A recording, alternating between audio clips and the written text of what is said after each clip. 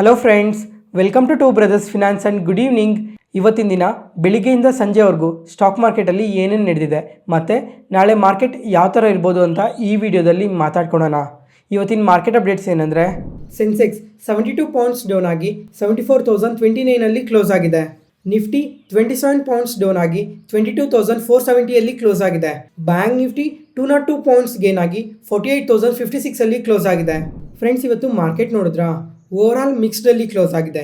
Nifty ಆದರೆ ಓಪನಿಂಗಲ್ಲಿ ತುಂಬಾ positive ಆಗಿ ಓಪನ್ ಆಯಿತು, ಆದರೆ ಅಲ್ಲಿಂದ ಕಂಟಿನ್ಯೂಸ್ ಆಗಿ ಫಾಲ್ ಆಗ್ತಾನೆ ಹೋಯಿತು. ಆದರೆ ಸೆಕೆಂಡ್ ಹಾಫಲ್ಲಿ ಮತ್ತೆ ಮಾರ್ಕೆಟ್ ರಿಕವರ್ ಆಗಿದೆ. ಇವಾಗ ಮಾರ್ಕೆಟ್ ಫಸ್ಟ್ ಹಾಫಲ್ಲಿ ಏನಕ್ಕೆ ಫಾಲ್ ಆಯಿತು ಮತ್ತು ಸೆಕೆಂಡ್ ಹಾಫಲ್ಲಿ ಏನಕ್ಕೆ ರಿಕವರ್ ಆಯಿತು ಅಂತ ಈ ವಿಡಿಯೋದಲ್ಲಿ ಮಾತಾಡ್ಕೊಳ್ಳೋಣ. ಅದ್ರ ಜೊತೆಗೆ ಬರೀ ನಿಫ್ಟಿ ಮಾತ್ರನೇ ಅಲ್ಲ ಈ ಥರ ರಿಯಾಕ್ಟ್ ಆಗಿರೋದು, ಎಲ್ಲ ಇಂಡಿಸೀಸು ಈ ಥರನೇ ರಿಯಾಕ್ಟ್ ಆಗಿರೋದು. ಮಿಡ್ ಆ್ಯಂಡ್ ಸ್ಮಾಲ್ ಕ್ಯಾಪ್ಸು ಅಷ್ಟೇ. ಮಾರ್ಕೆಟ್ ಓಪನಿಂಗಲ್ಲಿ ತುಂಬಾ ಪಾಸಿಟಿವ್ ಆಗಿ ಓಪನ್ ಆದವು, ಆದರೆ ಸೆಕೆಂಡ್ ಹಾಫಲ್ಲಿ ಕೂಲ್ ಆಫ್ ಆಗಿದೆ. ಇವಾಗ ಮಿಡ್ ಕ್ಯಾಪ್ಸ್ ಆದರೆ ಕ್ಲೋಸಿಂಗಲ್ಲಿ ಜಸ್ಟ್ 0.57% ಮಾತ್ರನೇ ನೆಗೆಟಿವಲ್ಲಿ ಕ್ಲೋಸ್ ಆಗಿರೋದು. ಸ್ಮಾಲ್ ಕ್ಯಾಪ್ಸ್ ಆದರೆ 0.21% ನೆಗೆಟಿವಲ್ಲಿ ಕ್ಲೋಸ್ ಆಗಿದೆ. ಫಸ್ಟ್ ಇವಾಗ ಮಾರ್ಕೆಟ್ ಏನಕ್ಕೆ ಫಾಲ್ ಆಯಿತು, ಇದಕ್ಕೆ ಮೇನ್ ರೀಸನ್ ಏನು ಅಂತಂದರೆ US ಅಲ್ಲಿ ಟ್ಯಾರಿಫ್ ಟೆನ್ಷನ್ಸ್. ಇದರಿಂದನೇ ಮಾರ್ಕೆಟ್ ಫಸ್ಟ್ ಹಾಫಲ್ಲಿ ನೆಗೆಟಿವ್ ಆಗಿ ರಿಯಾಕ್ಟ್ ಆಗಿದ್ದು. ಇದ್ರ ಬಗ್ಗೆ ಎಲ್ಲ ಗ್ಲೋಬಲ್ ಮಾರ್ಕೆಟ್ಸಲ್ಲಿ ಎಕ್ಸ್ಪ್ಲೈನ್ ಮಾಡ್ತೀನಿ. ಅದಾದಮೇಲೆ ಇವತ್ತು ನಮ್ಮ ಮಾರ್ಕೆಟ್ ಟೈಮಲ್ಲಿ ಆಂಫಿ ಡೇಟಾ ಅಪ್ಡೇಟ್ ಆಗಿದೆ. ಈ ಡೇಟಾ ಪ್ರಕಾರ ನೋಡಿಕೊಂಡ್ರೆ ಸಿಪ್ಸ್ 3 ಮಂತ್ಸ್ ಲೋಗೆ ಫಾಲ್ ಆಗಿದೆ. ಇವಾಗ ಜಾನ್ವರಿ ಮಂತಲ್ಲಿ ನೋಡಿಕೊಂಡ್ರೆ ಸಿಪ್ ಮುಖಾಂತರ ಮಾರ್ಕೆಟ್ ಒಳಗಡೆ ಎಷ್ಟು ಇನ್ವೆಸ್ಟ್ಮೆಂಟ್ ಬಂದಿದೆ ಅಂತ ನೋಡಿಕೊಂಡ್ರೆ 26,400 ಕ್ರೋರ್ಸ್ ಬಂದಿತ್ತು ಜಾನ್ವರಿ ಮಂತಲ್ಲಿ. ಇವಾಗ ಫೆಬ್ರವರಿ ಮಂತಲ್ಲಿ ನೋಡಿಕೊಂಡ್ರೆ 25,999 ಕ್ರೋರ್ಸ್ಗೆ ಫಾಲ್ ಆಗಿದೆ. ಅದರಿಂದ ಸಹ ಮಾರ್ಕೆಟ್ ಸ್ವಲ್ಪ ನೆಗೆಟಿವ್ ಆಗಿ ರಿಯಾಕ್ಟ್ ಆಗಿರ್ಬೋದು. ಅದಾದಮೇಲೆ ಈ ಈಕ್ವಿಟಿ ಫಂಡ್ ಫ್ಲೋಸ್ ಏನಿದೆ ಇದಂತೂ ಕಂಪ್ಲೀಟ್ಲಿ ಡ್ರಾಪ್ ಆಗೋಗಿದೆ. ಅಂದರೆ ಸಿಂಪಲ್ಲಾಗಿ ಹೇಳಬೇಕು ಅಂದರೆ ಇವಾಗ ನಾವು ಮ್ಯೂಚುವಲ್ ಫಂಡ್ಸಲ್ಲಿ ಇನ್ವೆಸ್ಟ್ ಮಾಡ್ತಾ ಇರ್ತೀವಲ್ಲ, ಅಂದರೆ ಮಲ್ಟಿಪಲ್ ಮ್ಯೂಚುವಲ್ ಫಂಡ್ಸಲ್ಲಿ ಇನ್ವೆಸ್ಟ್ ಮಾಡ್ತಾ ಇರ್ತೀವಿ. ಈ ಮ್ಯೂಚುವಲ್ ಫಂಡ್ಸಲ್ಲಿ ಇನ್ವೆಸ್ಟ್ ಮಾಡೋ ಪ್ರಮಾಣ ಈ ಮಂತಲ್ಲಿ ಕಮ್ಮಿ ಆಗಿದೆ ಅಂತ ಅಪ್ಡೇಟ್ ಆಗಿದೆ. ಇವಾಗ ಒಂದ್ಸಲ ಈ ಇಮೇಜ್ನ ಕ್ಲಿಯರಾಗಿ ನೋಡಿ. ಇವಾಗ ಮಲ್ಟಿಪಲ್ ಮ್ಯೂಚುವಲ್ ಫಂಡ್ಸ್ ಇರುತ್ತೆ. ಇವಾಗ ಮಲ್ಟಿ ಕ್ಯಾಪ್ ಫಂಡ್ ಇದೆ, ಲಾರ್ಜ್ ಕ್ಯಾಪ್ ಫಂಡ್ ಇದೆ, large and mid cap funds ಇದೆ, ಮಿಡ್ ಕ್ಯಾಪ್ ಫಂಡ್ಸ್ ಇದೆ, ಸ್ಮಾಲ್ ಕ್ಯಾಪ್ ಫಂಡ್ಸ್ ಇದೆ. ಈ ಫಂಡ್ಸಲ್ಲೆಲ್ಲ ಮಂತ್ ಆನ್ ಮಂತ್ ಕಂಪ್ಯಾರಿಸನಲ್ಲಿ ಒಂದ್ಸಲ ಚೆಕ್ ಮಾಡಿ. ಅಂದರೆ ಈ ಮಂತಲ್ಲಿ ನೋಡಿಕೊಂಡ್ರೆ ತುಂಬಾ ಕಮ್ಮಿ ಇನ್ಫ್ಲೋಸ್ ಬಂದಿದೆ. ಇವಾಗ ನವಂಬರ್ ಮಂತಲ್ಲಿ ನೋಡಿಕೊಂಡ್ರೆ 35,000 ಕ್ರೋರ್ಸ್ ಇನ್ಫ್ಲೋಸ್ ಬಂದಿದೆ. ಮತ್ತು ಡಿಸೆಂಬರ್ ಮಂತಲ್ಲಿ ನೋಡಿಕೊಂಡ್ರೆ 41,000 ಕ್ರೋರ್ಸ್ ಇನ್ಫ್ಲೋಸ್ ಬಂದಿದೆ. ಇವಾಗ ನಾವು ಮಾರ್ಕೆಟಲ್ಲಿ ಫಾಲ್ ಯಾವಾಗ ಕಂಡು ಹೇಳಿ, ಸೆಪ್ಟೆಂಬರ್ ಆದಮೇಲೆ ಅಂದರೆ ಅಕ್ಟೋಬರಲ್ಲಿ, ನವಂಬರ್, ಡಿಸೆಂಬರ್ ಈ ಮಂತಲ್ಲಿ ನಾವು ಮಾರ್ಕೆಟಲ್ಲಿ ಫಾಲ್ ಕಾಣಿಸಿದ್ವಿ. ಆವಾಗ ಇನ್ವೆಸ್ಟರ್ಸ್ಗೆ ಸ್ವಲ್ಪ ಹೋಪ್ ಇತ್ತು. ಏನಂತ ಅಂದರೆ ಇವಾಗ ಮಾರ್ಕೆಟ್ ಸ್ವಲ್ಪ ಕರೆಕ್ಟ್ ಆಗಿದೆ ನೆಗೆಟಿವ್ ಡೇಟಾ ಪಾಯಿಂಟ್ಸಿಂದ, ಮತ್ತು ಕಮ್ಮಿಂಗ್ ಟೈಮಲ್ಲಿ ಮಾರ್ಕೆಟ್ ರಿಕವರ್ ಆಗ್ಬೋದು ಅಂತ ಅಂದ್ಕೊಂಡಿದ್ರು. ಅದರಿಂದ ಆ ಟೈಮಲ್ಲಿ ಈ ಥರ ಇನ್ಫ್ಲೋಸ್ ಬಂದಿದ್ದಾವೆ. ಇವಾಗ ಡಿಸೆಂಬರಲ್ಲಿ ನೋಡಿಕೊಂಡ್ರೆ 41,000 ಕ್ರೋರ್ಸ್ ಇನ್ಫ್ಲೋಸ್ ಬಂತು. ಮತ್ತು ಜಾನ್ವರಿ ಮಂತ್ಗೆ ಸ್ವಲ್ಪ ಕಮ್ಮಿ ಆಯಿತು, 39,000 ಕ್ರೋರ್ಸ್ ಇನ್ಫ್ಲೋಸ್ ಬಂತು. ಮತ್ತು ಇವಾಗ ಫೆಬ್ರವರಿ ಮಂತಲ್ಲಿ ನೋಡಿಕೊಂಡ್ರೆ ಇದು 10,000 ಕ್ರೋರ್ಸ್ ಡ್ರಾಪ್ ಆಗಿದೆ. ಅಂದರೆ ಈ ಫೆಬ್ರವರಿ ಮಂತಲ್ಲಿ ಬರೀ 29,000 ಕ್ರೋರ್ಸ್ ಇನ್ಫ್ಲೋಸ್ ಮಾತ್ರನೇ ಬಂದಿರೋದು. ಈ ಆಂಫಿ ಡೇಟಾಯಿಂದ ಸಹ ಇವತ್ತು ಮಾರ್ಕೆಟಲ್ಲಿ ಸ್ವಲ್ಪ ಸೆಲ್ಲಿಂಗ್ ಪ್ರೆಷರ್ ಕಾಣಿಸಿದೆ. ನೆಕ್ಸ್ಟ್ ಅದಾದಮೇಲೆ ಫ್ರೆಂಡ್ಸ್, ನೆನ್ನೆ ಮಾರ್ಕೆಟ್ ನ್ಯೂಸಲ್ಲಿ ಹೇಳಿದ್ದೆ ಇವತ್ತು ನಮ್ಮ ಇಂಡಿಯನ್ ಮಾರ್ಕೆಟ್ ಪ್ರಕಾರ 2 ಇಂಪಾರ್ಟೆಂಟ್ ಡೇಟಾಸ್ ಅಪ್ಡೇಟ್ ಆಗ್ತವೆ ಅಂತ. ಒಂದು ಇಂಡಸ್ಟ್ರಿಯಲ್ ಪ್ರೊಡಕ್ಷನ್ ಡೇಟಾ, ಅದಾದಮೇಲೆ CPI ಇನ್ಫ್ಲೇಷನ್ ಡೇಟಾ. ಈ 2 ಡೇಟಾಸ್ ತುಂಬಾ ಪಾಸಿಟಿವ್ ಆಗಿ ಬಂದಿದ್ದಾವೆ. ಇವಾಗ ಮೊದಲನೇದಾಗಿ ಇಂಡಸ್ಟ್ರಿಯಲ್ ಪ್ರೊಡಕ್ಷನ್ ಡೇಟಾ ಪ್ರೀವಿಯಸ್ ಆಗಿ 3.2% ಬಂದಿತ್ತು, ಆದರೆ ಈ ಸಲ ನೋಡಿಕೊಂಡ್ರೆ 5% ಬಂದಿದೆ. ಇದು ತುಂಬಾ ಪಾಸಿಟಿವ್ ಆಗುತ್ತೆ. ಅದಾದಮೇಲೆ ಎಲ್ಲದಕ್ಕಿಂತ ಇಂಪಾರ್ಟೆಂಟ್ ಆಗಿರೋದು CPI ಇನ್ಫ್ಲೇಷನ್ ಡೇಟಾ. ಈ ಡೇಟಾ ಪ್ರೀವಿಯಸ್ ಆಗಿ 4.31% ಬಂದಿತ್ತು. ಅವಾಗೂ ಸಹ ನಮ್ಮ ಮಾರ್ಕೆಟ್ ತುಂಬಾ ಪಾಸಿಟಿವ್ ಆಗಿ ರಿಯಾಕ್ಟ್ ಆಗಿತ್ತು. ಮತ್ತು ಈ ಸಲ ನೋಡಿಕೊಂಡ್ರೆ 4%ಗಿನ್ನ ಬಿಲೋ ಬರುತ್ತೆ ಅಂತ ಎಕ್ಸ್ಪೆಕ್ಟ್ ಮಾಡಿದರು, ಆದರೆ ಈ ಸಲ 3.61% ಬಂದಿದೆ. ಇದಂತೂ ತುಂಬಾ ಪಾಸಿಟಿವ್ ಆಗುತ್ತೆ. ಅಂದರೆ ಪ್ರೀವಿಯಸ್ ಮಂತ್ಗೆ ಕಂಪೇರ್ ಮಾಡಿಕೊಂಡ್ರೆ ಈ ಸಲ ಕಮ್ಮಿ ಬಂದಿದೆ. ಅದ್ರ ಜೊತೆಗೆ ಅನಲಿಸ್ಟ್ ಎಸ್ಟಿಮೇಷನ್ಸ್ಗಿನ್ನೂ ಬಿಲೋ ಬಂದಿದೆ. ಅದಕ್ಕೋಸ್ಕರನೇ ಈ ಸಲ CPI ಇನ್ಫ್ಲೇಷನ್ ಡೇಟಾ ಪಾಸಿಟಿವ್ ಆಗಿ ಬಂದಿರೋದು ಅಂತ ಹೇಳ್ತಾ ಇರೋದು. ಅದಾದಮೇಲೆ ಈ ಥರ ಇನ್ಫ್ಲೇಷನ್ ಕಮ್ಮಿ ಬಂದಿರೋದ್ರಿಂದ ಕಮ್ಮಿಂಗ್ ಟೈಮಲ್ಲಿ ರೇಟ್ ಕಟ್ ಪ್ರಾಬಬಿಲಿಟಿ ಅನ್ನೋದು ತುಂಬಾ ಜಾಸ್ತಿ ಇರುತ್ತೆ. ಇವಾಗ ರೀಸೆಂಟಾಗಿ ಮಾತಾಡ್ಕೊಂಡಂಗೆ ಏಪ್ರಿಲ್ ಮಂತಲ್ಲಿ 25 ಬೇಸಿಸ್ ಪಾಯಿಂಟ್ಸ್ ರೇಟ್ ಕಟ್ ಇರೋ ಚಾನ್ಸಸ್ ಇರುತ್ತೆ ಅಂತ ಹೇಳಿದೆ ಅಲ್ಲ. ಈ ಥರ ಇನ್ಫ್ಲೇಷನ್ ಬಂದಿರೋದ್ರಿಂದ ರೇಟ್ ಕಟ್ 100% ಇರೋ ಚಾನ್ಸಸ್ ಇರುತ್ತೆ. ಈ ಏಪ್ರಿಲ್ ಮಂತ್ RBI MPC ಮೀಟಿಂಗಲ್ಲಿ ಅಗ್ರೆಸಿವ್ ಆಗಿ ರೇಟ್ ಕಟ್ ಮಾಡೋ ಚಾನ್ಸಸ್ ಇರುತ್ತೆ ಅಂತ ಏನಾದರೂ ಸ್ಟೇಟ್ಮೆಂಟ್ಸ್ ಮಾಡಿದ್ರೆ ನಮ್ಮ ಮಾರ್ಕೆಟ್ಗೆ ಇದು ಇನ್ನೂ ತುಂಬಾ ಪಾಸಿಟಿವ್ ಆಗುತ್ತೆ. ನೋಡೋಣ ಈ RBI MPC ಮೀಟಿಂಗಲ್ಲಿ ಈ ರೇಟ್ ಕಟ್ ಬಗ್ಗೆ ಎಲ್ಲ ಏನು ಅಪ್ಡೇಟ್ಸ್ ಮಾಡ್ತಾರೆ ಅಂತ. ಈ ಪಾಸಿಟಿವ್ ಡೇಟಾ ಪಾಯಿಂಟ್ಸಿಂದ ನಾಳೆ ಮಾರ್ಕೆಟ್ ಯಾವ ಥರ ಇರ್ಬೋದು ಅಂತ ನೋಡೋಣ. ನೆಕ್ಸ್ಟ್ ಅದಾದಮೇಲೆ ಇವತ್ತು ಗೋಲ್ಡ್ಮ್ಯಾನ್ ಸ್ಯಾಕ್ಸ್ ಅವರು, ಅದಾದಮೇಲೆ ಬ್ಲ್ಯಾಕ್ಸ್ಟೋನ್ ಗ್ರೂಪ್ ಚೇರ್ಮನ್ ಅವರು ಇಂಡಿಯನ್ ಸ್ಟಾಕ್ ಮಾರ್ಕೆಟ್ ರಿಲೇಟೆಡ್ ಆಗಿ ತುಂಬಾ ಪಾಸಿಟಿವ್ ಸ್ಟೇಟ್ಮೆಂಟ್ಸ್ನ ಮಾಡಿದ್ದಾರೆ. ಇವಾಗ ಗೋಲ್ಡ್ಮ್ಯಾನ್ ಸ್ಯಾಕ್ಸ್ ಅವರು ಏನು ಹೇಳ್ತಾ ಇದ್ದಾರೆ ಅಂದರೆ ಈ ಮಾನಿಟರಿ ಪಾಲಿಸೀಸ್ ಏನಿದೆ ಇದು ಮಾರ್ಕೆಟ್ ರಿಲೇಟೆಡ್ ಆಗಿ ತುಂಬಾ ಪಾಸಿಟಿವ್ ಆಗಿದೆ. ಅದಾದಮೇಲೆ ಕನ್ಸಂಪ್ಷನ್ ಕೂಡ ತುಂಬಾ ಚೆನ್ನಾಗಿ ಪಿಕಪ್ ಆಗ್ತಾ ಇದೆ. ಮತ್ತು ಇವಾಗ ಇಂಡಿಯಾದಲ್ಲಿ ಪ್ರೀಮಿಯಮೈಸೇಷನ್ ಕಡೆಗೆ ತುಂಬಾ ಟರ್ನ್ ಆಗ್ತಾ ಇರೋದಕ್ಕೆ ಆಟೋಸ್ಗೆ ಇದು ತುಂಬಾ ಪಾಸಿಟಿವ್ ಆಗುತ್ತೆ ಅಂತ ಸ್ಟೇಟ್ಮೆಂಟ್ಸ್ ಮಾಡಿದ್ದಾರೆ. ಇವಾಗ ರೀಸೆಂಟ್ ಬಜೆಟಲ್ಲಿ ಫಿನಾನ್ಸ್ ಮಿನಿಸ್ಟರ್ ಆದ ನಿರ್ಮಲಾ ಸೀತಾರಾಮನ್ ಅವರು ಈ ಟ್ಯಾಕ್ಸ್ ರಿಲೇಟೆಡ್ ಆಗಿ ತುಂಬಾ ಅಡ್ವಾಂಟೇಜ್ನ ತಂದಿದ್ದಾರಲ್ಲ, ಇದರಿಂದ ಆಟೋಸ್ಗಂತೂ ತುಂಬಾ ಪಾಸಿಟಿವ್ ಆಗುತ್ತೆ. ಅದ್ರ ಜೊತೆಗೆ ಇವಾಗ ಜನ ಪ್ರತಿಯೊಬ್ಬರೂ ಪ್ರೀಮಿಯಮೈಸೇಷನ್ ಕಡೆಗೆ ಟರ್ನ್ ಆಗ್ತಾ ಇರೋದಕ್ಕೆ ತುಂಬ ಸೆಕ್ಟರ್ಸ್ಗೆ ಇದು ಪಾಸಿಟಿವ್ ಆಗುತ್ತೆ ಅಂತ ಸ್ಟೇಟ್ಮೆಂಟ್ಸ್ ಮಾಡಿದ್ದಾರೆ. ಅದಾದಮೇಲೆ ಇವಾಗ ಲಾರ್ಜ್ ಕ್ಯಾಪ್ಸ್ ನೋಡಿಕೊಂಡ್ರೆ ಫೇರ್ ವ್ಯಾಲ್ಯೂಷನ್ಸಲ್ಲಿ ಇದ್ದಾವೆ. ಮಾರ್ಕೆಟಲ್ಲಿ ಸ್ವಲ್ಪ ಅನ್ಸರ್ಟನಿಟೀಸ್ ಇದೆ, ನೋಡೋಣ ಇದು ಕಮ್ಮಿಂಗ್ ಟೈಮಲ್ಲಿ ಯಾವ ಥರ ಟರ್ನ್ ಆಗುತ್ತೆ ಅಂತ ಸಹ ಹೇಳಿದ್ದಾರೆ. ಮತ್ತು ಓವರಾಲ್ ನಿಫ್ಟಿಗೆ ಸಹ ಟಾರ್ಗೆಟ್ ಪ್ರೈಸ್ ಕೊಟ್ಟಿದ್ದಾರೆ. ಇನ್ನು 3 ಮಂತ್ಸಲ್ಲಿ 23,000 ರೀಚ್ ಆಗುತ್ತೆ, ನೆಕ್ಸ್ಟ್ 12 ಮಂತ್ಸಲ್ಲಿ 25,500 ರೀಚ್ ಆಗುತ್ತೆ ಅಂತ ಪಾಸಿಟಿವ್ ಸ್ಟೇಟ್ಮೆಂಟ್ಸ್ನ ಮಾಡಿದ್ದಾರೆ. ಲಾಂಗ್ ಟರ್ಮಲ್ಲಿ ಮಾತ್ರ ಇಂಡಿಯನ್ ಸ್ಟಾಕ್ ಮಾರ್ಕೆಟ್ ತುಂಬಾ ಪಾಸಿಟಿವ್ ಆಗಿರೋ ಚಾನ್ಸಸ್ ಇದೆ ಅಂತ ತುಂಬಾ ಸ್ಟ್ರಾಂಗ್ ಸ್ಟೇಟ್ಮೆಂಟ್ನ ಮಾಡಿದ್ದಾರೆ. ಫ್ರೆಂಡ್ಸ್, ಈ ಅನಲಿಸ್ಟ್ ಹೇಳೋ ಪ್ರಕಾರ ನಾನು ಸಹ ಇಂಡಿಯನ್ ಸ್ಟಾಕ್ ಮಾರ್ಕೆಟ್ನ ಲಾಂಗ್ ಟರ್ಮ್ ಪರ್ಸ್ಪೆಕ್ಟಿವ್ ಅಲ್ಲಿ ತುಂಬಾ ಪಾಸಿಟಿವ್ ಆಗಿ ನೋಡ್ತಾ ಇದ್ದೀನಿ. ಆದರೆ ಶಾರ್ಟ್ ಟರ್ಮ್ ಅಲ್ಲಿ ಮಾತ್ರ ಸ್ವಲ್ಪ ಅನ್ಸರ್ಟನಿಟೀಸ್ ಇರುತ್ತೆ. ಮೇ ಬಿ 3 ಮಂತ್ಸ್ ಆಗಲಿ ಅಥವಾ 6 ಮಂತ್ಸ್ ಆಗಲಿ ಸ್ವಲ್ಪ ಅನ್ಸರ್ಟನಿಟೀಸ್ ಕಾಣಿಸುತ್ತೆ. ಆದರೆ ಲಾಂಗ್ ಟರ್ಮಲ್ಲಿ 1 ಇಯರ್ 2 ಇಯರ್ 3 ಇಯರ್ಸ್ ಈ ಲಾಂಗ್ ಟರ್ಮ್ ಜರ್ನಿಯಲ್ಲಿ ಇಂಡಿಯನ್ ಸ್ಟಾಕ್ ಮಾರ್ಕೆಟ್ ಮಾತ್ರ ತುಂಬಾ ಪಾಸಿಟಿವ್ ಆಗಿರುತ್ತೆ. ಅದಕ್ಕೋಸ್ಕರ ಟೈಮ್ ಟು ಟೈಮ್ ಯಾವ ಕಂಪನೀಸ್ ಅಟ್ರಾಕ್ಟಿವ್ ವ್ಯಾಲ್ಯೂಷನ್ಸಲ್ಲಿ ಇದ್ದಾವೆ ಅಂತ ಒಂದ್ಸಲ ಚೆಕ್ ಮಾಡಿ ನಿಮ್ಮ ಇನ್ವೆಸ್ಟ್ಮೆಂಟ್ನ ಸ್ಟಾರ್ಟ್ ಮಾಡಿ. ನೆಕ್ಸ್ಟ್ ಇವಾಗ ಗ್ಲೋಬಲ್ ಮಾರ್ಕೆಟ್ಸ್ ಬಗ್ಗೆ ಮಾತಾಡ್ಕೊಳ್ಳೋಣ. ಮೊದಲನೇದಾಗಿ US ಮಾರ್ಕೆಟ್ಸ್. ನಿನ್ನೆ US ಮಾರ್ಕೆಟ್ಸ್ ನೋಡಿಕೊಂಡ್ರೆ ಫ್ಲ್ಯಾಟಲ್ಲೇ ಕ್ಲೋಸ್ ಆಗಿದೆ. ನಿನ್ನೆ ನಮ್ಮ ಮಾರ್ಕೆಟ್ ಕ್ಲೋಸ್ ಆದಮೇಲೆ ಡೊನಾಲ್ಡ್ ಟ್ರಂಪ್ ಅವರು ತುಂಬಾ ಇಂಟ್ರೆಸ್ಟಿಂಗ್ ಸ್ಟೇಟ್ಮೆಂಟ್ಸ್ನ ಮಾಡಿದ್ದಾರೆ ಈ ಟ್ಯಾರಿಫ್ ರಿಲೇಟೆಡ್ ಆಗಿ. ಇದನ್ನು ಎಕ್ಸ್ಪ್ಲೈನ್ ಮಾಡ್ತೀನಿ ನೋಡಿ. ಇವಾಗ Canada steel and aluminium products ಮೇಲೆ 25% ಟ್ಯಾರಿಫ್ ಹಾಕಿದ್ರು. ಮತ್ತು ನಿನ್ನೆ ನೋಡಿಕೊಂಡ್ರೆ ಅದನ್ನು ಡಬಲ್ ಮಾಡಿದ್ದಾರೆ. ಅಡಿಷ್ನಲ್ ಆಗಿ 25% ಟ್ಯಾರಿಫ್ ಹಾಕಿದ್ದಾರೆ. ಅಂದರೆ ಟೋಟಲ್ 50% ಟ್ಯಾರಿಫ್ ಹಾಕಿದ್ದಾರೆ ಈ ಸ್ಟೀಲ್ ಮತ್ತು ಅಲ್ಯೂಮಿನಿಯಂ ಪ್ರಾಡಕ್ಟ್ಸ್ ಮೇಲೆ. ಅದರಿಂದ US ಮಾರ್ಕೆಟ್ ಓಪನಿಂಗಲ್ಲಿ ತುಂಬಾ ನೆಗೆಟಿವ್ ಆಗಿ ರಿಯಾಕ್ಟ್ ಆಯಿತು.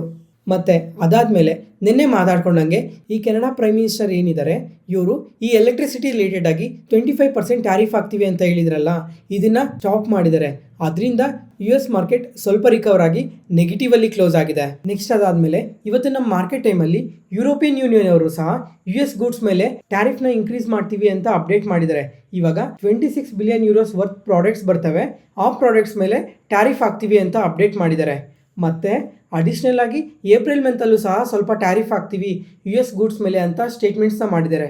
ನೋಡಬೇಕು ಇದಕ್ಕೆಲ್ಲ ಡೊನಾಲ್ಡ್ ಟ್ರಂಪ್ ಅವರು ಯಾವ ಥರ ರೆಸ್ಪಾಂಡ್ ಆಗ್ತಾರೆ ಅಂತ. ಫ್ರೆಂಡ್ಸ್, ಈ ಟ್ಯಾರಿಫ್ ಟೆನ್ಷನ್ ಅನ್ನೋದು ಇದ್ದೇ ಇದೆ. ಪ್ರತಿಯೊಂದು ದಿನವೂ ಏನೋ ಒಂಥರ ಸ್ಟೇಟ್ಮೆಂಟ್ಸ್ನ ಮಾಡ್ತಾನೆ ಇದ್ದಾರೆ. ನೋಡಬೇಕು ಇದೆಲ್ಲ ಯಾವಾಗ ಎಂಡ್ ಆಗುತ್ತೆ ಅಂತ. ಅದಾದಮೇಲೆ ಇವಾಗ ಏಪ್ರಿಲ್ 2 ರೆಸಿಪ್ರೋಕಲ್ ಟ್ಯಾರಿಫ್ ಇರುತ್ತೆ. ನೋಡಬೇಕು ಇದ್ರ ಬಗ್ಗೆ ಇನ್ನು ಯಾವ ಥರ ಅಪ್ಡೇಟ್ಸ್ ಆಗುತ್ತೆ ಅಂತ. ನೆಕ್ಸ್ಟ್ ಅದಾದಮೇಲೆ ಫ್ರೆಂಡ್ಸ್, ನಿನ್ನೆ ಹೇಳ್ದಂಗೆ US ಅಲ್ಲೂ ಸಹ ಇವತ್ತು ಇಂಪಾರ್ಟೆಂಟ್ ಡೇಟಾಸ್ ಅಪ್ಡೇಟ್ ಆಗ್ತವೆ ಅಂತ ಹೇಳಿದೆ.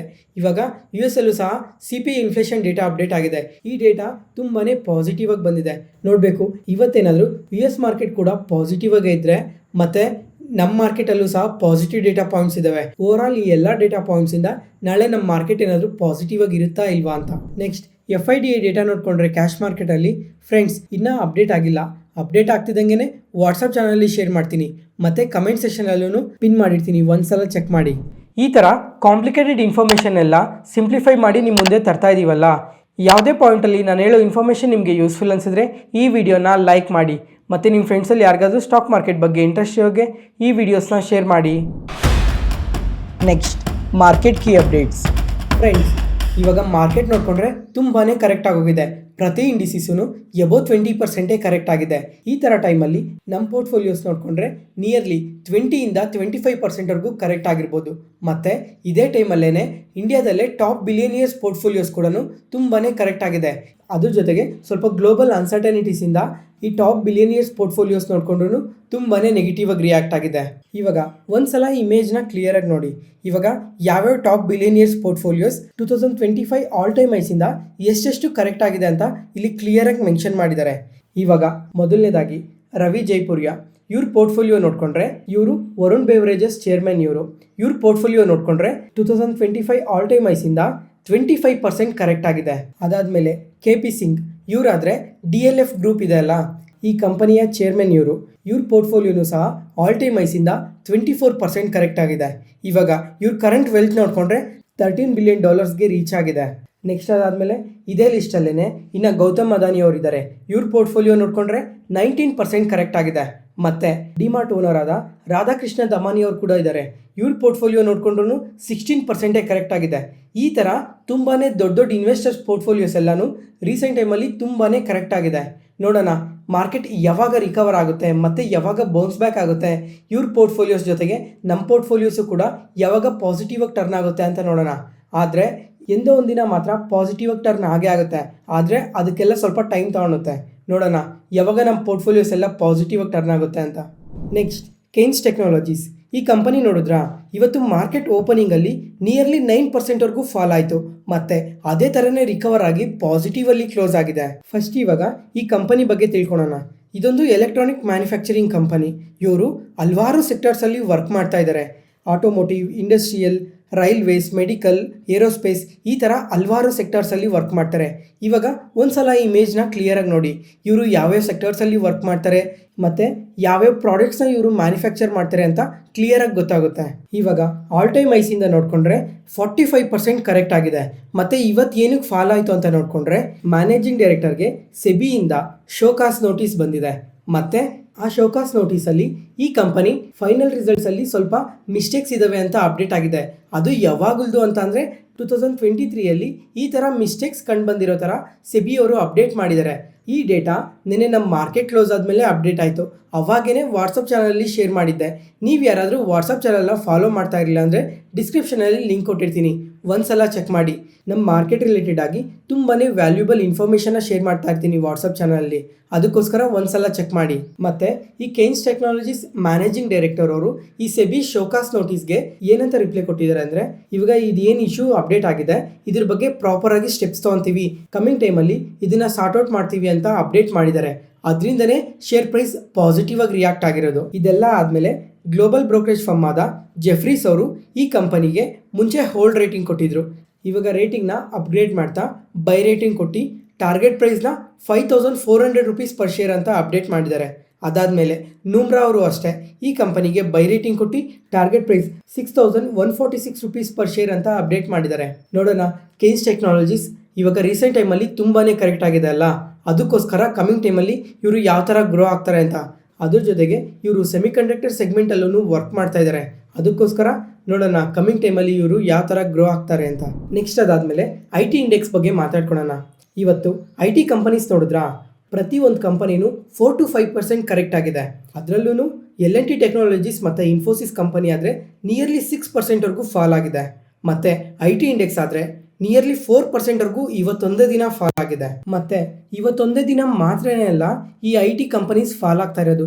ಇವಾಗ ರೀಸೆಂಟ್ ಟೈಮಲ್ಲಿ ನೋಡಿಕೊಂಡ್ರೆ ತುಂಬ ಸಲನೇ ಈ IT ಕಂಪನೀಸ್ ತುಂಬಾ ನೆಗೆಟಿವ್ ಆಗಿ ರಿಯಾಕ್ಟ್ ಆಗ್ತಾ ಇದ್ದಾವೆ. ಆಲ್ ಟೈಮ್ ಐಸಿಂದ ನೋಡಿಕೊಂಡ್ರೆ ಈ IT ಇಂಡೆಕ್ಸೇ ಎಬೋವ್ 20% ಕರೆಕ್ಟ್ ಆಗಿದೆ. ಫ್ರೆಂಡ್ಸ್, ಇವಾಗ ನೀವು ಯಾರಾದರೂ ಈ IT ಕಂಪನೀಸಲ್ಲಿ ಇನ್ವೆಸ್ಟ್ ಮಾಡಿದರೆ ಇವಾಗ ಈ ಡೇಟಾ ಪಾಯಿಂಟ್ಸ್ನ ಪ್ರತಿಯೊಬ್ಬರೂ ಕ್ಲಿಯರಾಗಿ ಕೇಳಿಸ್ಕೊಳ್ಳಿ. ಈ ಡೇಟಾ ಪಾಯಿಂಟ್ಸಿಂದನೇ ಫಸ್ಟ್ IT ಸೆಕ್ಟರ್ ಅಷ್ಟು ಪಾಸಿಟಿವ್ ಆಗಿ ರಿಯಾಕ್ಟ್ ಆಯಿತು. ಮತ್ತು ಅದಾದಮೇಲೆ ಇವಾಗ ಇಷ್ಟು ನೆಗೆಟಿವ್ ಆಗಿ ರಿಯಾಕ್ಟ್ ಆಗ್ತಾ ಇರೋದು. ಇವಾಗ ಕಂಪ್ಲೀಟಾಗಿ ಮಾತಾಡ್ಕೊಳ್ಳೋಣ. ಫಸ್ಟ್ ಇವಾಗ IT ಸೆಕ್ಟರ್ ಏನಕ್ಕೆ ಪಾಸಿಟಿವ್ ಆಗಿ ರಿಯಾಕ್ಟ್ ಆಯಿತು, ಅದಾದಮೇಲೆ ಇವಾಗ ಲಾಸ್ಟ್ 3 ಮಂತ್ಸಿಂದ ಯಾಕೆ IT ಸೆಕ್ಟರ್ ಇಷ್ಟೊಂದು ಕರೆಕ್ಟ್ ಆಗ್ತಾ ಇದೆ ಅಂತ ಪ್ರತಿಯೊಂದು ಡೇಟಾ ಪಾಯಿಂಟ್ನು ಕ್ಲಿಯರಾಗಿ ಎಕ್ಸ್ಪ್ಲೈನ್ ಮಾಡ್ತೀನಿ. ಫಸ್ಟ್ ಇವಾಗ ಒಂದು 6 ಮಂತ್ಸ್ ಬ್ಯಾಕ್ ಈ IT ಕಂಪನೀಸ್ ಏನಕ್ಕೆ ಪಾಸಿಟಿವ್ ಆಗಿ ರಿಯಾಕ್ಟ್ ಆದವು ಅಂತ ನೋಡಿಕೊಂಡ್ರೆ, ಮೊದಲನೇದಾಗಿ US ಅಲ್ಲಿ ಅಗ್ರೆಸಿವ್ ಆಗಿ ರೇಟ್ ಕಟ್ ಮಾಡೋದನ್ನ ಶುರು ಮಾಡಿದ್ರು. ಕಂಟಿನ್ಯೂಸ್ ಆಗಿ 3 ಮಂತ್ಸನ್ನು ರೇಟ್ ಕಟ್ ಮಾಡಿದ್ರು. ಈ ಥರ ರೇಟ್ ಕಟ್ ಮಾಡೋದ್ರಿಂದ IT ಕಂಪನೀಸ್ಗೆ ತುಂಬಾ ಪಾಸಿಟಿವ್ ಆಗುತ್ತೆ. ಅದು ನಮ್ಮ ಇಂಡಿಯನ್ IT ಕಂಪನೀಸ್ಗಂತೂ ಇನ್ನೇ ಪಾಸಿಟಿವ್ ಆಗುತ್ತೆ. ಯಾಕಂದರೆ ಈ ಕಂಪನೀಸ್ ಎಲ್ಲ ಇಂಡಿಯಾದಲ್ಲೇ ವರ್ಕ್ ಮಾಡ್ತಾ ಇರೋದು. ಆದರೆ ಇವ್ರ ಸರ್ವಿಸಸ್ನ ಮಾತ್ರ US ಎಕ್ಸ್ಪೋರ್ಟ್ ಮಾಡ್ತಾ ಇದ್ದಾರೆ. ಈ ಕಂಪನೀಸ್ಗೆಲ್ಲ US ಇಂದನೇ ಎಬೋವ್ 50-60% ರೆವಿನ್ಯೂಸ್ ಎಲ್ಲ ಬರ್ತಾ ಇರೋದು. ಅದಕ್ಕೋಸ್ಕರ ರೇಟ್ ಕಟ್ ಮಾಡಿದ್ರೆ IT ಕಂಪನೀಸ್ಗೆ ತುಂಬಾ ಪಾಸಿಟಿವ್ ಆಗುತ್ತೆ ಅಂತ ಆ ಟೈಮಲ್ಲಿ IT ಕಂಪನೀಸ್ ತುಂಬಾ ಪಾಸಿಟಿವ್ ಆಗಿ ರ್ಯಾಲಿ ಆದವು. ಅದಾದಮೇಲೆ ಈ IT ಕಂಪನೀಸ್ ಎಲ್ಲ ಪಾಸಿಟಿವ್ ರಿಸಲ್ಟ್ಸ್ನ ಪೋಸ್ಟ್ ಮಾಡ್ತಾ ಬಂದರು. ಮತ್ತು ಅದ್ರ ಜೊತೆಗೆ ಡಾಲರ್ ಸಹ ತುಂಬಾ ಸ್ಟ್ರಾಂಗ್ ಆಗ್ತಾ ಬಂತು. ಇವಾಗ ಡಾಲರ್ ಸ್ಟ್ರಾಂಗ್ ಆಗೋದ್ರಿಂದ IT ಕಂಪನೀಸ್ಗೆ ಯಾವ ಥರ ಪಾಸಿಟಿವ್ ಆಗುತ್ತೆ ಅಂತ ಅಂದರೆ, ಇವಾಗ ಆಗಲೇ ಮಾತಾಡ್ಕೊಂಡಂಗೆ ಇವಾಗ ಇಂಡಿಯನ್ ಕಂಪನೀಸ್ US ಸರ್ವಿಸಸ್ನ ಪ್ರೊವೈಡ್ ಮಾಡ್ತಾ ಇದ್ದಾರೆ. ಸರ್ವಿಸಸ್ನ ಪ್ರೊವೈಡ್ ಮಾಡೋದ್ರಿಂದ US ಇಂದನೇ ಡಾಲರ್ಸ್ ಮುಖಾಂತರ ರೆವಿನ್ಯೂಸ್ನ ಅರ್ನ್ ಮಾಡ್ತಾ ಇದ್ದಾರೆ. ಇವಾಗ ಡಾಲರ್ ಸ್ಟ್ರಾಂಗ್ ಆಗೋದ್ರಿಂದ ಅದು ತುಂಬಾ ಅಡ್ವಾಂಟೇಜ್ ಆಗುತ್ತೆ. ಈ ಎಲ್ಲ ರೀಸನ್ಸಿಂದ IT ಕಂಪನೀಸ್ ತುಂಬಾ ಪಾಸಿಟಿವ್ ಆಗಿ ರಿಯಾಕ್ಟ್ ಆಗ್ತಾ ಬಂದವು. ಮತ್ತು ಇವಾಗ ನೋಡಿಕೊಂಡ್ರೆ ಒಂದು 3 ಮಂತ್ಸಿಂದ ಈ IT ಕಂಪನೀಸ್ ಏನಿದ್ದಾವೆ ಎಲ್ಲನೂ ತುಂಬಾ ಕರೆಕ್ಟ್ ಆಗ್ತಾ ಬರ್ತಾ ಇದ್ದಾವೆ. ಅದ್ರ ಜೊತೆಗೆ ಸ್ವಲ್ಪ ಕಂಪನೀಸ್ ಆದರೆ ವೀಕ್ ರಿಸಲ್ಟ್ಸ್ನ ಕೂಡ ಪೋಸ್ಟ್ ಮಾಡ್ತಾ ಇದ್ದಾರೆ. ಯಾಕಂದರೆ ಮೊದಲನೇದಾಗಿ ಟ್ರೇಡ್ ವಾರ್ಸ್, ಈ ಟ್ರೇಡ್ ವಾರ್ಸಿಂದ ಈ IT ಕಂಪನೀಸ್ಗೆ ತುಂಬಾ ಎಫೆಕ್ಟ್ ಆಗುತ್ತೆ. ಅದಾದಮೇಲೆ ಇವಾಗ US ಅಲ್ಲಿ ನೋಡಿಕೊಂಡ್ರೆ ರಿಸಿಷನ್ ಫಿಯರ್ ಇದೆ. ಈ 2025 39% ರಿಸಿಷನ್ ಬರೋ ಚಾನ್ಸಸ್ ಇದೆ ಅಂತ ಅಪ್ಡೇಟ್ ಆಗ್ತಾ ಇದೆ. ಅದರಿಂದ ಸಹ ಇವತ್ತು IT ಸೆಕ್ಟರ್ ಫಾಲ್ ಆಗಿರೋದು. ನೆಕ್ಸ್ಟ್ ಅದಾದಮೇಲೆ ಈ ಡಾಲರ್ ಇಂಡೆಕ್ಸ್ ಸಹ ರೀಸೆಂಟ್ ಟೈಮಲ್ಲಿ ತುಂಬಾ ಡ್ರಾಪ್ ಆಗ್ತಾ ಇದೆ. ಲಾಸ್ಟ್ ಟೈಮ್ ಪೀಕ್ಸ್ ಯಾವಾಗ ನೋಡಿದ್ವಿ ಹೇಳಿ, ಈ ಡಾಲರ್ ಇಂಡೆಕ್ಸ್ ಆದರೆ 109ಗೆ ರೀಚ್ ಆಗಿತ್ತು. ಆದರೆ ಇವಾಗ ನೋಡಿಕೊಂಡ್ರೆ ಡಾಲರ್ ಇಂಡೆಕ್ಸ್ 103ಯಲ್ಲಿದೆ. ಈ ಥರ ಡಾಲರ್ ಇಂಡೆಕ್ಸ್ ಫಾಲ್ ಆಗೋದ್ರಿಂದ IT ಕಂಪನೀಸ್ಗೆ ನೆಗೆಟಿವ್ ಆಗುತ್ತೆ. ಈ ಓವರಾಲ್ ಎಲ್ಲ ರೀಸನ್ಸಿಂದನೇ IT ಕಂಪನೀಸ್ ಎಲ್ಲ ಇಷ್ಟು ನೆಗೆಟಿವ್ ಆಗಿ ರಿಯಾಕ್ಟ್ ಆಗ್ತಾ ಇರೋದು. ಮತ್ತು ಅದಾದಮೇಲೆ ಇವತ್ತು ಮೋತಿಲಾಲ್ ಒಸ್ವಾಲ್ ಫಿನಾನ್ಷಿಯಲ್ ಸರ್ವಿಸಸ್ ಅವರಾದರೆ ಇನ್ಫೋಸಿಸ್ ಕಂಪನಿಗೆ ನ್ಯೂಟ್ರಲ್ ರೇಟಿಂಗ್ ಕೊಟ್ಟಿದ್ದಾರೆ, ಮತ್ತು ವಿಪ್ರೋ ಕಂಪನಿಗಾದರೆ ಸೆಲ್ ರೇಟಿಂಗ್ ಕೊಟ್ಟಿದ್ದಾರೆ. ಅದರಿಂದನೇ ಇವತ್ತು ಇಷ್ಟು ನೆಗೆಟಿವ್ ಆಗಿ ರಿಯಾಕ್ಟ್ ಆಗಿರೋದು. ನೆಕ್ಸ್ಟ್ CG ಪವರ್ ಇವತ್ತು ಮಾರ್ಕೆಟ್ ಓಪನಿಂಗ್ ಟೈಮಲ್ಲಿ ನೋಡಿದ್ರಾ ತುಂಬಾ ಪಾಸಿಟಿವ್ ಆಗಿ ರಿಯಾಕ್ಟ್ ಆಯಿತು. ನಿಯರ್ಲಿ 2%ವರೆಗೂ ಪಾಸಿಟಿವ್ ಆಗಿ ರಿಯಾಕ್ಟ್ ಆಯಿತು. ಯಾಕಂದರೆ ಇದಕ್ಕೆ ಮಲ್ಟಿಪಲ್ ರೀಸನ್ಸ್ ಇದ್ದಾವೆ, ಅದನ್ನು ಒಂದೊಂದಾಗಿ ಮಾತಾಡ್ಕೊಳ್ಳೋಣ. ಮೊದಲನೇದಾಗಿ ಈ ಕಂಪನಿಗೆ 450 crores ಆರ್ಡರ್ ಬಂದಿದೆ ರೈಲ್ವೆ ಕಾಂಪೊನೆಂಟ್ಸ್ನ ಸಪ್ಲೈ ಮಾಡೋದಕ್ಕೆ, ಒಂದೇ ಭಾರತ್ ಟ್ರೈನ್ಸ್ಗೆ ಅಂತ ಅಪ್ಡೇಟ್ ಮಾಡಿದ್ದಾರೆ. ಮತ್ತು ಅದಾದಮೇಲೆ 35 years ಒಂದು ಲಾಂಗ್ ಟರ್ಮ್ ಸರ್ವಿಸ್ ಅಗ್ರಿಮೆಂಟ್ನ ಕೂಡ ಸೈನ್ ಮಾಡಿದ್ದಾರೆ MS ಕಿನೆಟ್ ರೈಲ್ವೆ ಸೊಲ್ಯೂಷನ್ಸ್ ಲಿಮಿಟೆಡ್ ಜೊತೆ ಅಂತ ಅಪ್ಡೇಟ್ ಮಾಡಿದ್ದಾರೆ. ಮತ್ತು ಸೆಕೆಂಡರಿ ರೀಸನ್ ಏನು ಅಂದರೆ ಒಂದು ಅಮೆರಿಕನ್ ಕಂಪನಿಯ ರೇಡಿಯೋ ಫ್ರೀಕ್ವೆನ್ಸಿ ಕಾಂಪೊನೆಂಟ್ ಬಿಸ್ನೆಸ್ನ ಅಕ್ವೈರ್ ಮಾಡೋದಕ್ಕೆ ರೆಗ್ಯುಲೇಟರಿ ಅಪ್ರೂವಲ್ ಸಿಕ್ಕಿದೆ ಅಂತ ಅಪ್ಡೇಟ್ ಮಾಡಿದ್ದಾರೆ. ಈ ಎರಡು ರೀಸನಿಂದನೇ ಇವತ್ತು CG ಪವರ್ ಕಂಪನಿ ಪಾಸಿಟಿವ್ ಆಗಿ ರಿಯಾಕ್ಟ್ ಆಗಿರೋದು. ನೆಕ್ಸ್ಟ್ ಯುಫ್ಲೆಕ್ಸ್, ಇದ್ರ ಬಗ್ಗೆ ಒಂದು ಅಪ್ಡೇಟ್ ಇದೆ.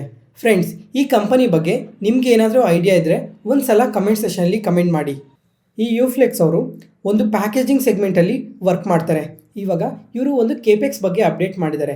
ಮೊದಲನೇದಾಗಿ 317 crores ಇನ್ವೆಸ್ಟ್ ಮಾಡಿ ನೋಯ್ಡಾದಲ್ಲಿ ಒಂದು ರೀಸೈಕ್ಲಿಂಗ್ ಪ್ಲ್ಯಾಂಟ್ನ ಓಪನ್ ಮಾಡ್ತೀವಿ ಅಂತ ಅಪ್ಡೇಟ್ ಮಾಡಿದ್ದಾರೆ. ಅದಾದಮೇಲೆ 400 crores ಇನ್ವೆಸ್ಟ್ ಮಾಡಿ ಮೆಕ್ಸಿಕೋದಲ್ಲಿ ಓವಿನ್ ಪಾಲಿಪ್ರೊಪಿಲಿನ್ ಬ್ಯಾಗ್ಸ್ ಮ್ಯಾನುಫ್ಯಾಕ್ಚರ್ ಮಾಡೋ ಫೆಸಿಲಿಟಿನ ಓಪನ್ ಮಾಡ್ತೀವಿ ಅಂತ ಅಪ್ಡೇಟ್ ಮಾಡಿದ್ದಾರೆ.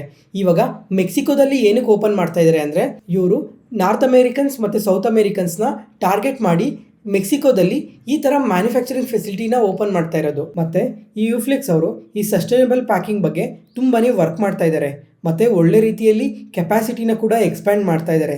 ಈ ಥರ ರೀಸೈಕ್ಲಿಂಗ್ ಪ್ಲ್ಯಾಂಟ್ಸ್ನ ಪೋಲ್ಯಾಂಡಲ್ಲಿ, ಈಜಿಪ್ಟಲ್ಲಿ ಕೂಡ ಇದ್ದಾವೆ. ಈ ಪ್ಯಾಕೇಜಿಂಗ್ ಸೆಗ್ಮೆಂಟ್ ಅನ್ನೋದು ಒಂದು ಇಂಟ್ರೆಸ್ಟಿಂಗ್ ಬಿಸ್ನೆಸ್, ಒಂದ್ಸಲ ಸ್ಟಡಿ ಮಾಡಿ. ಮತ್ತು ಈ ಪ್ಯಾಕೇಜಿಂಗ್ ಸೆಕ್ಟರ್ ಏನಿದೆ ಲಾಸ್ಟ್ 1.5 year ಕನ್ಸಾಲ್ಟೇಷನ್ ಫೇಸಲ್ಲೇ ಇದೆ. ಅದಕ್ಕೋಸ್ಕರ ಈ ಕಂಪ್ಲೀಟ್ ಸೆಕ್ಟರ್ನ ಒಂದ್ಸಲ ಸ್ಟಡಿ ಮಾಡಿ. ಅದ್ರ ಜೊತೆಗೆ ಕೆಮಿಕಲ್ ಸೆಕ್ಟರ್ ಆಗಲಿ, ಫಾರ್ಮಾ ಸೆಕ್ಟರ್ ಆಗಲಿ, FMCG ಆಗಲಿ, ಈ ಎಲ್ಲ ಸೆಕ್ಟರೂ ಲಾಸ್ಟ್ 1.5 year ಅಷ್ಟಾಗಿ ಗ್ರೋತ್ ಕಾಣಿಸಿಲ್ಲ. ಅದಕ್ಕೋಸ್ಕರ ಈ ಎಲ್ಲ ಸೆಕ್ಟರ್ಸ್ನ ಒಂದ್ಸಲ ಫೋಕಸ್ ಮಾಡಿ ಸ್ಟಡಿ ಮಾಡಿ. ನೆಕ್ಸ್ಟ್ ಇವಾಗ ಅದಾನಿ ಗ್ರೂಪ್ಸ್ ಬಗ್ಗೆ ಮಾತಾಡೋಣ. ಈ ಕಂಪನಿ ಬಗ್ಗೆ ಕೂಡ ಇವತ್ತು ಮಲ್ಟಿಪಲ್ ಅಪ್ಡೇಟ್ಸ್ ಇದ್ದಾವೆ. ಮೊದಲನೇದಾಗಿ ಅದಾನಿ ಗ್ರೀನ್ ಎನರ್ಜಿ, ಈ ಕಂಪನಿಗೆ ಒಂದು ಸಬ್ಸಿಡರಿ ಕಂಪನಿ ಇದೆ, ಅದೇ ಅದಾನಿ ಸೋಲಾರ್ ಎನರ್ಜಿ. ಈ ಕಂಪನಿಗೆ 250 MW ಸೋಲಾರ್ ಪವರ್ ಪ್ರಾಜೆಕ್ಟ್ ಬಂದಿದೆ ಆಂಧ್ರ ಪ್ರದೇಶದಿಂದ ಅಂತ ಎಕ್ಸ್ಚೇಂಜ್ ಫೈಲಿಂಗಲ್ಲಿ ಅಪ್ಡೇಟ್ ಮಾಡಿದ್ದಾರೆ. ಇದರಿಂದ ಅದಾನಿ ಸೋಲಾರ್ ಎನರ್ಜೀಸ್ ಅವ್ರಿಗೆ ಟೋಟಲ್ ಕೆಪಾಸಿಟಿ ಬಂದ್ಬಿಟ್ಟು 12,591 MW ರೀಚ್ ಆಗಿದೆ ಅಂತ ಅಪ್ಡೇಟ್ ಮಾಡಿದ್ದಾರೆ. ನೆಕ್ಸ್ಟ್ ಎರಡನೇ ಅಪ್ಡೇಟ್ ಏನಂದರೆ ಅದಾನಿ ಗ್ರೂಪ್ಸ್ಗೆ ಈಗಾಗಲೇ ಧಾರಾವಿ ರೀಡೆವಲಪ್ಮೆಂಟ್ ಪ್ರಾಜೆಕ್ಟ್ ಸಿಕ್ಕಿದೆ ಅಂತ ಎಲ್ಲರಿಗೂ ಗೊತ್ತಾಯಿದೆ. ಜೊತೆಗೆ ರೀಸೆಂಟ್ ಮಾರ್ಕೆಟ್ ನ್ಯೂಸಲ್ಲೂ ಒಂದ್ಸಲ ಮಾತಾಡ್ಕೊಂಡಿದ್ವಿ. ಇವಾಗ ಇದೇ ಥರ Motilal Nagar housing redevelopment contract ಕೂಡ ಅದಾನಿ ಗ್ರೂಪ್ಸ್ಗೆ ಸಿಕ್ಕಿದೆ. ಈ ಪ್ರಾಜೆಕ್ಟ್ ವರ್ತ್ ಬಂದು 36,000 crores ಅಂತ ಅಪ್ಡೇಟ್ ಮಾಡಿದ್ದಾರೆ. ಫ್ರೆಂಡ್ಸ್, ಇವಾಗ ನೀವು ಯಾರಾದರೂ ಮುಂಬೈ ಸಿಟಿನ ನೋಡಿದರೆ ಒಂದ್ಸಲ ಕಮೆಂಟ್ ಸೆಷನ್ಲಿ ಕಮೆಂಟ್ ಮಾಡಿ. ಯಾಕಂದರೆ ಈ ಮುಂಬೈ ಸಿಟಿ ಏನಿದೆ ತುಂಬಾ ಹಳೆ ಬಿಲ್ಡಿಂಗ್ಸ್ ಇದ್ದಾವೆ. ಅದಕ್ಕೋಸ್ಕರ ಮುಂಬೈ ಸಿಟಿಯಲ್ಲಿ ಇವಾಗ ರೀಸೆಂಟ್ ಟೈಮಲ್ಲಿ ತುಂಬಾ ರೀಡೆವಲಪಿಂಗ್ ಪ್ರಾಜೆಕ್ಟ್ಸ್ ನಡೀತಾ ಇದೆ. ಈ ಥರ ರೀಡೆವಲಪ್ಮೆಂಟಿಂದ ಈ ರಿಯಲ್ ಎಸ್ಟೇಟ್ ಕಂಪನೀಸ್ಗೆ ಇದು ತುಂಬಾ ಅಡ್ವಾಂಟೇಜ್ ಆಗುತ್ತೆ. ನೋಡೋಣ ಇನ್ನು ಯಾವ್ಯಾವ ಪ್ರಾಜೆಕ್ಟ್ಸ್ ಅಪ್ಡೇಟ್ ಆಗ್ತವೆ ಮತ್ತು ಮುಂಬೈನ ಯಾವ ಥರ ರೀಡೆವಲಪ್ ಮಾಡ್ತಾರೆ ಅಂತ. ಅದರಲ್ಲೂ ಮುಂಬೈಯಲ್ಲಿ ತುಂಬಾ ಜಾಸ್ತಿ ಪ್ರೆಸೆನ್ಸ್ ಇರೋ ಈ ರಿಯಲ್ ಎಸ್ಟೇಟ್ ಕಂಪನೀಸ್ಗೆ ಇದು ತುಂಬಾ ಪಾಸಿಟಿವ್ ಆಗುತ್ತೆ. ನೆಕ್ಸ್ಟ್ ಏಥರ್ ಎನರ್ಜಿ, ಈ IPO ಕಂಪನಿ ಬಗ್ಗೆ ನಿನ್ನೆ ಮಾರ್ಕೆಟ್ ನ್ಯೂಸಲ್ಲೇ ಮಾತಾಡ್ಕೊಂಡಿದ್ವಿ. ಇವರು ಏಪ್ರಿಲ್ ಅಥವಾ ಮೇ ಟೈಮ್ಗೆಲ್ಲ ಮಾರ್ಕೆಟ್ಗೆ ಲಿಸ್ಟ್ ಆಗೋ ಚಾನ್ಸಸ್ ಇದೆ ಅಂತ. ಇವಾಗ ನೋಡಿಕೊಂಡ್ರೆ ಈ IPOದಲ್ಲಿ 4,500 ಕೋಟಿ ರೈಸ್ ಮಾಡ್ತಾ ಇದ್ದೀವಿ ಅಂತ ಅಪ್ಡೇಟ್ ಮಾಡಿದ್ದಾರೆ. ಅದ್ರ ಜೊತೆಗೆ $2.5 billion ವ್ಯಾಲ್ಯೂಯೇಷನ್ಸಲ್ಲಿ ಮಾರ್ಕೆಟ್ಗೆ ಬರ್ತಾ ಇದ್ದೀವಿ ಅಂತ ಸಹ ಅಪ್ಡೇಟ್ ಆಗ್ತಾ ಇದೆ. ಮತ್ತು ಇವಾಗ ಈ ಕಂಪನಿಯಲ್ಲಿ ನೋಡಿಕೊಂಡ್ರೆ one of the highest stake ಯಾರ ಹತ್ರ ಇದೆ ಹೇಳಿ? ಹೀರೋ ಮೋಟಾರ್ ಕಾರ್ಪ್ ಕಂಪನಿ ಹತ್ರನೇ ಹೈಯೆಸ್ಟ್ ಸ್ಟೇಕ್ ಇದೆ. ಮತ್ತು ಇವಾಗ ಇವರು ಮಾರ್ಕೆಟ್ಗೆ ಲಿಸ್ಟ್ ಆದಮೇಲೆ ಇ ವಿ ಸ್ಪೇಸಲ್ಲಿ ಯಾವ ಥರ ಗ್ರೋ ಆಗ್ತಾರೆ ಅಂತ ನೋಡಬೇಕು. ಮತ್ತು ಓಲಾಗೆ ಸ್ಟ್ರಾಂಗ್ ಕಾಂಪಿಟೇಟರ್ ಇವರು. ಓಲಾ ನೋಡಿಕೊಂಡ್ರೆ ಮಾರ್ಕೆಟ್ಗೆ ಲಿಸ್ಟ್ ಆದಾಗ ತುಂಬಾ ಪಾಸಿಟಿವ್ ಆಗಿ ರಿಯಾಕ್ಟ್ ಆಯ್ತಲ್ಲ. ಮತ್ತು ಇವಾಗ ನೋಡಿಕೊಂಡ್ರೆ ಐ ಪಿ ಒ ಪ್ರೈಸ್ಗಿನ್ನ ತುಂಬಾ ಕರೆಕ್ಟ್ ಆಗೋಗಿದೆ. ಮತ್ತು ಇವಾಗ ಏತರ್ ಎನರ್ಜಿ ಕಂಪನಿ ಕೂಡ ಮಾರ್ಕೆಟ್ಗೆ ಯಾವ ವ್ಯಾಲ್ಯೂಷನ್ಸಲ್ಲಿ ಬರ್ತಾರೆ ಮತ್ತು ಬಂದ ಮೇಲೆ ಇವರು ಯಾವ ಥರ ಪರ್ಫಾರ್ಮ್ ಮಾಡ್ತಾರೆ ಅನ್ನೋದು ಟ್ರ್ಯಾಕ್ ಮಾಡೋದು ತುಂಬಾ ಇಂಪಾರ್ಟೆಂಟ್ ಆಗಿರುತ್ತೆ. ಇವಾಗ ಇವ್ರ ರಿಸಲ್ಟ್ಸ್ ನೋಡಿಕೊಂಡ್ರೆ ಇವರು ಲಾಸಲ್ಲೇ ಮಾರ್ಕೆಟ್ಗೆ ಲಿಸ್ಟ್ ಆಗ್ತಾ ಇದ್ದಾರೆ. ನೋಡಬೇಕು ಕಮ್ಮಿಂಗ್ ಟೈಮಲ್ಲಿ ಓಲಾ ಕಂಪನಿ ಥರ ಏನಾದರೂ ಇಶ್ಯೂಸ್ನ ಫೇಸ್ ಮಾಡ್ತಾರಾ ಇಲ್ವಾ ಅಂತ, ಅಥವಾ ಓಲಾಗಿನ್ನ ಬೆಟರ್ ಆಗಿ ಇವರು ಇ ವಿ ಸ್ಪೇಸಲ್ಲಿ ಗ್ರೋ ಆಗ್ತಾರಾ ಅಂತ. ನೆಕ್ಸ್ಟ್ ವಾರೆ ರಿನ್ಯೂವಬಲ್ಸ್. ಈ ಕಂಪನಿ ಮಾರ್ಕೆಟ್ ಓಪನಿಂಗಲ್ಲಿ ನೋಡಿಕೊಂಡ್ರೆ ನಿಯರ್ಲಿ 4% ಪಾಸಿಟಿವ್ ಆಗಿ ರಿಯಾಕ್ಟ್ ಆಯಿತು. ಯಾಕಂದರೆ ಇವ್ರಿಗೆ 740 crores ಆರ್ಡರ್ ಬಂದಿತ್ತು ಸೋಲಾರ್ ಪವರ್ ಪ್ರಾಜೆಕ್ಟ್ಗೋಸ್ಕರ. ಈ ಪ್ರಾಜೆಕ್ಟ್ನ ಟ್ರಂಕಿ ಬೇಸಿಸಲ್ಲಿ ಕಂಪ್ಲೀಟ್ ಮಾಡ್ತೀವಿ, ಅದ್ರ ಜೊತೆಗೆ ಆಪರೇಷನ್ಸ್ ಆ್ಯಂಡ್ ಮೇಂಟೆನೆನ್ಸ್ ಕೂಡ ಮಾಡಬೇಕು ಅಂತ ಎಕ್ಸ್ಚೇಂಜ್ ಫೈಲಿಂಗಲ್ಲಿ ಅಪ್ಡೇಟ್ ಮಾಡಿದ್ದಾರೆ. ಇವತ್ತಿಗೆ ಅಪ್ಡೇಟ್ಸ್ ಮುಗೀತು. ಈ ವಿಡಿಯೋ ಇಷ್ಟ ಆದರೆ ಲೈಕ್ ಮಾಡಿ, ಶೇರ್ ಮಾಡಿ, ಸಬ್ಸ್ಕ್ರೈಬ್ ಆಗಿ. ಮತ್ತೆ ನಾಳೆ ಹೊಸ ಸ್ಟಾಕ್ ಮಾರ್ಕೆಟ್ ನ್ಯೂಸ್ ಅನಾಲಿಸಿಸ್ ವಿಡಿಯೋಲಿ ಸಿಗೋಣ. ನಾನು ಹೇಳಿದ ಇನ್ಫಾರ್ಮೇಷನಲ್ಲಿ ಯಾವುದೇ ಥರ ಡೌಟ್ ಇದ್ದರೂ ಕಮೆಂಟ್ ಸೆಷನಲ್ಲಿ ಕಮೆಂಟ್ ಮಾಡಿ. ಪ್ರತಿಯೊಂದು ಕಮೆಂಟ್ಗೂ ರಿಪ್ಲೈ ಕೊಡ್ತೀನಿ. Thank you.